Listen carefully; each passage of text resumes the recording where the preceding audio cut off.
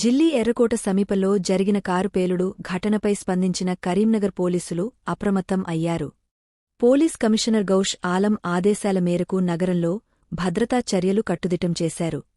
RTC bus stand, cargo parcel కేంద్రాలు, వాహనాలు మరియు రద్దీ ప్రదేశాల్లో బాంబు స్క్వాడ్, పోలీస్ డాగ్ సహాయంతో విస్తృత తనిఖీలు కొనసాగుతున్నాయి.